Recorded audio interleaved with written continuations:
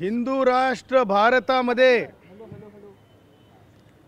छत्रपती शिवरायांचे मावळे भारतरत्न डॉक्टर बाबासाहेब आंबेडकरांचे वैचारिक वारस आणि संविधान प्रेमी नागरिक म्हणून या देशामध्ये या राज्यामध्ये कधीही सुद्धा भाषिक वाद, जातीच्या आधारावरील वाद हे कधी होऊ नये यासाठी एक जबाबदार नागरिक म्हणून, त्याचबरोबर हिंदुस्तान मजदूर संघ या संघटनेच्या वतीनं जिम्मेदारीनं आज तक्रार पोलीस स्थानकात देण्यासाठी आलेलो आहोत। पोलीस स्थानकात तक्रार दिलेली आहे।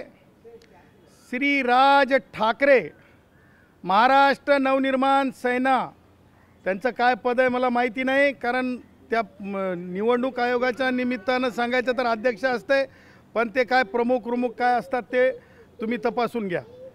त्यांनी ज्या प्रकारे नॅशनल एज्युकेशन पॉलिसी 2020 जी पॉलिसी महाराष्ट्र शासनाने 16 एप्रिल 2025 रोजी इम्प्लिमेंट करायचं ठरवलं आणि प्राथमिक शिक्षणाला म्हणजेच इयत्ता पहिली या 2025-26 शैक्षणिक वर्षात हिंदी ह्या विषयाला अभ्यासक्रमात आणण्याचा एक मोठा आणि सामान्य कष्टकऱ्यांच्या मुलांना एक भाषा अधिकची शिकण्याची उपलब्धी करून देण्याचा मोठा निर्णय माननीय देवेंद्रजी, माननीय एकनाथरावजी शिंदे, माननीय अजितदादा पवार यांच्या सरकारने घेतला आणि त्या निर्णयाची अंमलबजावणी होत असताना राज ठाकरे यांनी स्वतःच्या गलिच्छ राजकारणाखातर, स्वतःच्या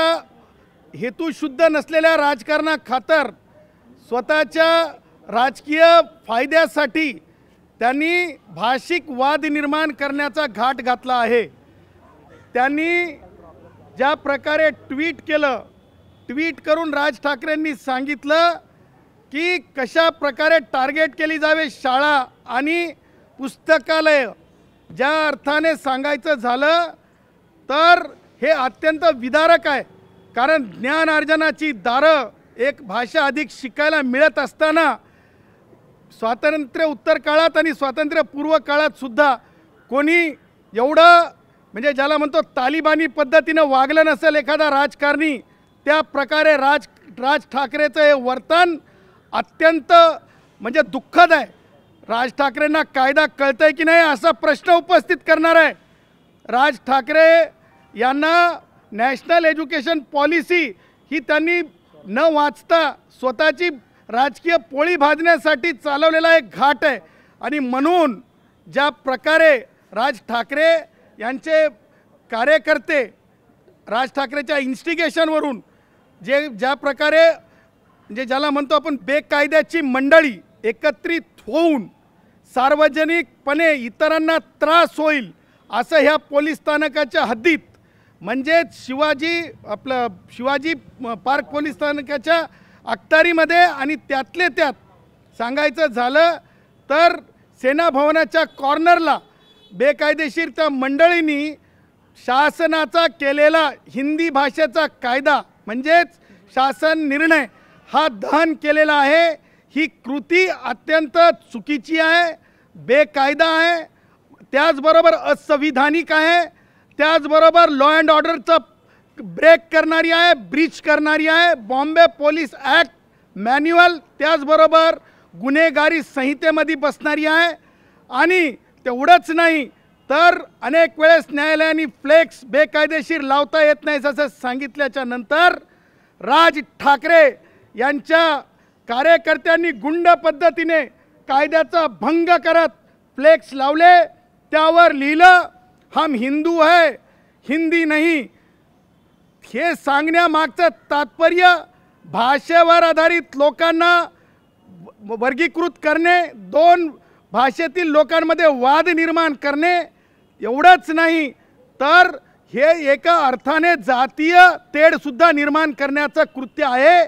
म्हणून राज ठाकरेवर FIR झाला पाहिजे।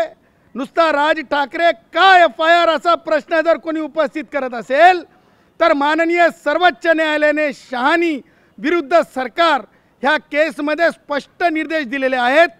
जेवढा जो कोणी जाऊन दंगल किंवा म्हणजे शांतता भंग करण्याचा प्रयत्न करतो तेवढाच त्याला इन्स्टिगेट करणारा सुद्धा कारणीभूत असतो, तेवढाच गुन्हेगार असतो। म्हणून राज ठाकरेवर सुद्धा गुन्हा दाखल झाला पाहिजे। त्याचबरोबर राज ठाकरेला विद्यार्थ्यांना म्हणजे त्यांचं मनोबल खचवणे थांबवण्यासाठी, त्याचबरोबर पालकांमधली भीती थांबवण्यासाठी, त्याचबरोबर पुस्तक विक्रेत्यांना एक त्यांचं मनोबल वाढवण्यासाठी, अरे आजूबाजूला दारूची दुकानं आहेत ती बंद करण्यासाठी निवेदन द्या ना, तेव्हा तुमचे चेहरे आणि तुमचे मर्दानगी कुठे जाते? पुस्तकालयाला म्हणता हिंदीचं पुस्तक कसं देईल? अरे अनेक पुस्तकं द्यायला सांगा। ही ज्ञानार्जनाची नगरी आहे मुंबई। ते न करता तुम्ही धमक्या देताय। त्या सगळ्या गोष्टी लक्षात घेता राज ठाकरेला कायदा संमत असेल तर अटक झाली पाहिजे, त्यांच्या कार्यकर्त्यांना अटक झाली पाहिजे, त्यांना प्रतिबंध केला पाहिजे। हे करत असताना आज आम्ही पोलिसांना नॅशनल पॉलिसी दिलेली आहे 2020ची एज्युकेशन पॉलिसी, त्यांना त्यांच्या पोलिसांना अभ्यास करून राज ठाकरेवर कारवाई करण्यासाठी। एवढंच नाही तर जी शासन निर्णय झाला, ज्या शासन निर्णयाच्या आधारे हिंदी भाषा जी अभ्यासक्रमात आणण्यात आली तो शासन निर्णयसुद्धा देण्यात आलेला आहे। आणि एकूण ही सगळी कार्यप्रणाली पाहता राज ठाकरेवर कारवाई व्हावी ह्याकरिता आज आम्ही तक्रार दाखल केलेली आहे। सर मनसे राज ठाकरे यांची भूमिका दुटप्पी आहे का? तुम्ही असं म्हणतात की एकीकडे ते हिंदी भाषेला विरोध करतात आणि दुसरीकडे मात्र दारूची दुकानं वगैरे ती मात्र त्याच्या संदर्भात कोणती भूमिका घेत नाही। बघा, राज ठाकरेची कधीच भूमिका एखाद्या गोष्टीला डेस्टिनेशनला नेलेलं पाहिलं का तुम्ही? मला एक सांगा, अरे जी लेकरांना तुम्ही ज्यांना सांगता मराठी शिकवा, तुमचे पहिले 5 जे कोणी प्रमुख असतील त्यांची लेकरं ही मराठी शाळेत शिकलीत असं डंके की चोट पे समोर येऊन सांगा। तुम्हाला केडल रोडवरल्या शाळा लागतात स्वतःची लेकरं शिकवताना, आणि आमची कष्टकराची, श्रमजीवीची, शेतमजुराची, शेतकऱ्याची लेकरं शिकवताना मात्र म्हणता तुम्ही त्यांना वर्नाकुलर लँग्वेजमध्ये शिकायला टाका। तुम्हाला अधिकची एक भाषा शिकली ती तुम्हाला रुचत नाही, जमत नाही, ही जळजळ आहे। आणि तुम्हाला सांगतो हे GR जाळायला कुणाला पाठवलं तर सामान्य कष्टकऱ्यांच्या लेकरांना, ते वडापाववाले असतील, ते टॅक्सीवाले असतील, रिक्षावाले असतील, बेरोजगार असतील। स्वतःची लेकरं काय करत होती तेही सांगा। बेडरूममध्ये बसून क्रिकेटची मॅच पाहत होती का? म्हणजे गुन्हे दाखल व्हावेत तर सामान्य कार्यकर्त्यांवर व्हावेत, त्यांनी आपलं झुलत राहावं। ही जे धोरण आहे हे दुटप्पीच नाही तर स्वतःच्या कार्यकर्त्यांना सुद्धा वेठीस धरणं। तुम्ही मला सांगा, टन टन टोल रे बाबा, टन टन टोल रे बाबा, टन टन टोलचं काही झालं का? एल्फिस्टन ब्रिज रे भाई, एल्फिस्टन ब्रिज रे भाई, तिथं जाऊन बघा, निर्जन्य एकही माणूस त्यांचा तिथं सापडणार नाही। शोधून पहा आणि आम्हालाही सांगा। त्याचबरोबर तुम्हाला सांगतो, हे सगळ्या आता परवा बँकेच्या बाबतीमध्ये आम्ही भूमिका घेतली। का घेतली भूमिका? अरे तुम्ही टार्गेट कुणाला करता? टॅक्सीवाल्या भावाला टार्गेट कुणाला करता? सिक्युरिटी गार्डला टार्गेट कुणाला करता? अरे आमच्या मुली बहिणी, अरे देशातून कुठूनही आले असतील पण त्या बहिणी आहेत। प्रभू श्री राम अयोध्येमध्ये अयोध्या आहे म्हणून केवळ उत्तर भारतीयांचे नाहीत, कन्याकुमारीपासून काश्मीरपर्यंत सगळ्यांचे प्रभू श्री राम आहेत। त्या विचाराचे आम्ही आहोत। छत्रपती शिवाजी महाराज दिल्लीपर्यंत नाही तर जागतिक स्तरावर छत्रपती शिवाजी महाराजांची स्वराज्याच्या स्थापनेबाबतची भूमिका ही या हिंदुस्थानासाठी ही नेहमी जे आहे आदराची राहणारी आहे। अशा परिस्थितीमध्ये तुम्ही सामान्यांना टार्गेट करण्याची तुमची सातत्यानं भूमिका, विक्टिमाइज करण्याची तुमची सातत्यानं भूमिका ही कुचकामी आहे, ही राजकीय फायद्यासाठी आहे। आमचं म्हणणं नाही तुम्ही रोज जेवणावळी द्या, रोज तुम्ही एल्फिस्टनच्या रोडला आणखीन एक रस्ता काढून घ्या, परंतु आता तुम्ही विद्यार्थ्यांच्या तुम्ही ज्ञानार्जनावर उतरलात आणि जेव्हा ज्ञानार्जनावर तुम्ही उतरलात विद्यार्थ्यांच्या, तुम्हाला कायदेशीर धडा शिकवण्यासाठी हे पहिलं पाऊल आहे, हे पहिलं पाऊल आहे। याच्या नंतरची पावलं अधिक कठीण असतील त्यांना हे सुद्धा आज मी सांगू इच्छितो। पण हिंदी सक्तीची का पाहिजे? पर्याय असायला पाहिजे त्याच्यामध्ये पण। मराठीला त्याच्यामध्ये करा जाऊ शकतो ना, हिंदी का सक्तीच पाहिजे? महाराष्ट्राचं उत्तर भारतीयकरण करणं आहे, गायपट्ट्यात महाराष्ट्राचा समावेश करणं आहे, अशा प्रत्येक विरोधकांचा आरोप आहे. सगळ्यात महत्त्वाचं की तृतीय भाषेची गरज काय मराठी विद्यार्थ्यांसाठी असा देखील सवाल विचारला जातो. विद्यार्थ्यांकडे पर्याय असायला पाहिजे. आता तुमचा प्रश्न झाला असेल तर उत्तर देतो, कारण तर गोंधळात तुम्हाला उत्तर नको, कारण कानटळ्या उघडल्या पाहिजेत त्यांच्यासुद्धा. लक्षात ठेवा, विज्ञान दिष्टित व्हा. विज्ञान युग आहे आणि एक नाही, चाइल्ड सायकोलॉजिस्टच्या रिसर्चमध्ये अनेक ठिकाणी आणि तेच त्या म्हणजे जे शासनाचे प्रमुख आहेत त्यांनीसुद्धा त्याला अधोरेखित केलेलं आहे की वयाच्या 15 वर्षापर्यंत विद्यार्थी एक भाषा नाही अनेक भाषांचं ज्ञानार्जन करू शकतात. आणि तुम्हाला सांगतो, एका उदाहरणामध्ये सांगण्यात आलं आहे, जेवढी हार्ड डिस्क कम्प्युटरची असते त्याच्यापेक्षा जास्त वयाच्या 15 वर्षापर्यंत आपला जो मानवी मेंदू असतो तो संग्रह करू शकतो, समाविष्ट करू शकतो माहितीचं.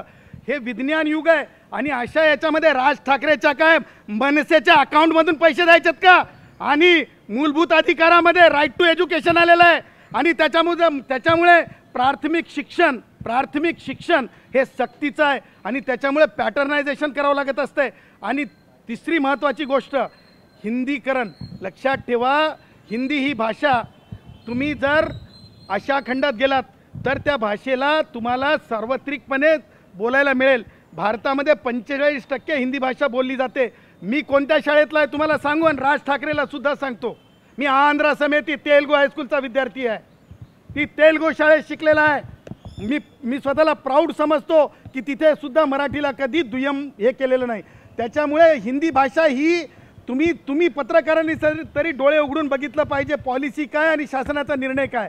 शासनाचा निर्णय असा आहे की 2000ला इंग्रजी भाषा अंमलात आणली तेव्हा राज ठाकरेला काही वाटलं नाही, इंग्रजांची भाषा वाटली नाही. आणि त्याच्या अगोदर मराठी भाषेला पहिलं स्थान आहेच, कंपल्सरी लँग्वेज आहेच. आणि आता नॅशनल पॉलिसी अभ्यास पूर्ण झाल्यामुळे एक भाषा समाविष्ट करायची होती, त्या भाषेला सुद्धा जे आहे आपण तिसरी भाषा म्हणून समाविष्ट केलं आहे. आणि त्याच्यामुळं अधिकची भाषा शिकण्यासाठी तुम्हाला सांगतो, तुम्ही पत्रकार बातमी कराल, राज ठाकरेसारखे पोळी भाजून घेईल. कोणाची TRP आहे भाई, तो कोणाची काय आहे भाई, राजकीय पोळी आहे भाई. पण एकही पालक, एकही मायबाप, एकही बहीण भाऊ असं म्हणणार नाहीत की आमच्या मुलाला अधिकची ॲक्टिव्हिटी देऊ नका, आमच्या मुलाला अधिकचं शिकवू नका. त्याचं कारण सांगतो, नॅशनल पॉलिसी वाचल्यानंतर समजेल IBDPचा दर्जाचं शिक्षण द्या असं ठरलं आहे. आणि त्याच्यामुळे काँग्रेसांच्या काळात ते घडलं नाही, कुणाला आठवलं नाही. ते शिक्षण कसं आहे, मूलभूत आहे, पायाभूत आहे. कसं आहे तर त्याच्यामध्ये विद्यार्थ्यांना चित्रावरून, त्याच्यामध्ये विद्यार्थ्यांना संभाषणावरून, त्याच्यामध्ये विद्यार्थ्यांना वेगवेगळ्या ज्ञानाच्या वेगवेगळ्या तंत्रावरून शिकवण्याचा जो आहे शासनाचा निर्णय, अत्यंत निर्णय म्हणजे मनुष्य मात्राच्या हिताचा आहे. आणि म्हणून आम्ही शासनाच्या निर्णयाचं स्वागत करतो. राज ठाकरेच्या गलिच्छ राजकारणाचा आम्ही धिक्कार करतो. बिहारचा निवडणूक आहे, त्यासाठी हा मुद्दा पुढे आणला असं बोललं जातं. दक्षिणेकडच्या राज्यांसाठी धराल का हिंदी भाषा दक्षिणेकडच्या राज्यांना सुद्धा लागू केली जाईल. एक लक्षात ठेवा, दक्षिणेत ते तुम्हाला सांगतो, मी साऊथमधला आहे. मी तुम्हाला सांगतो, मी तेलगू शाळेत शिकलेला माणूस आहे. तुम्हाला सांगतो, तेलंगणामध्ये सुद्धा हिंदी बोलली जाते, तेलंगणामध्ये सुद्धा हिंदी समजते, तमिळनाडूमध्ये सुद्धा हिंदी. तुम्ही चला, धारावीमध्ये आमचे मद्रासी भाऊ आहेत, त्यांना हिंदी समजते का नाही, हिंदी बोलता येते का नाही.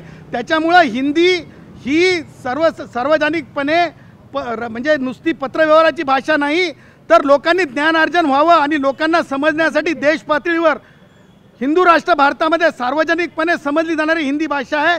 इथं राजकारण राज ठाकरेंनी करू नये आणि कुणी करू नये.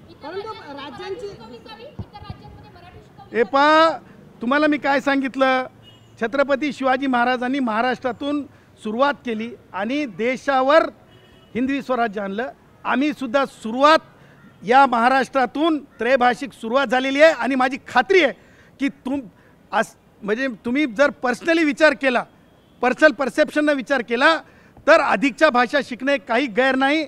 आणि म्हणून गैर म्हणणाऱ्यांना मला हे म्हणायचं आहे की त्यांनी आत्मचिंतन करावं. राज ठाकरेंनी कायदा शिकावा, राज ठाकरेंनी पॉलिसीचा अभ्यास करावा. बरोबर म्हणाले सन्माननीय मंत्री आशिष शेलार, त्यांनी सांगितलं की राज ठाकरेंनी एकदा पॉलिसीचा अभ्यास करून घ्यावा आणि जर नसल पॉलिसी तर आम्ही पाठवून देऊ, हे सुद्धा आम्ही सांगतो. हिंदी भाषेसाठी सदावरती आज राजभाषा म्हणून गणली जात नाहीये. राष्ट्रभाषा पण नाही. किसने कहा राष्ट्रभाषा नहीं है. राष्ट्रभाषा की नहीं? एक देखिए, संविधान को पूरा पढ़िए, संविधान को पूरा पढ़ी है, संविधान के निर्मिताओं की भूमिका पढ़ी है. देखिए, हिंदी और अंग्रेजी भाषा के बारे में संविधान के संशोधन करने की भी अभी तक जरूरत नहीं पड़ी है. ना तो राज ठाकरे ने कभी कहा है कि संशोधन हो. ये दो भाषाएं जो है राजभाषाएं हैं. राष्ट्रभाषा की आप बात करें, लेकिन राजभाषाएं हैं. किसी मंत्री महोदय ने, जैसे संजय सिरसाट जी ने राजभाषा बोलने से राष्ट्रभाषा बोल दिया तो तुम लोगों ने चला दिया. देखो, कहने का मतलब ये है कि किसी चूक को लेके तुम चलाते हो. अरे लेकिन बच्चों को कहते हैं कि ये नहीं पढ़ने देंगे, किताबें नहीं देने देंगे. ये तो नाइंसाफी है. इस चीज को कौन स्वीकार करेगा? इस तरह के चीजों को अमल लाने के लिए कानून, भारत का संविधान पूरा पुरजोर तैयार है. और राज ठाकरे और उनकी हरकतें नहीं रुकी तो हम इसके आगे का कदम भारत के संविधान के तहत किस तरह उठाएंगे. इसके पहले भी जरंगे के केस में दिखा है, इसके पहले भी राज ठाकरे के बैंकिंग में देखा है, और आगे भी राज ठाकरे देखता रहेगा.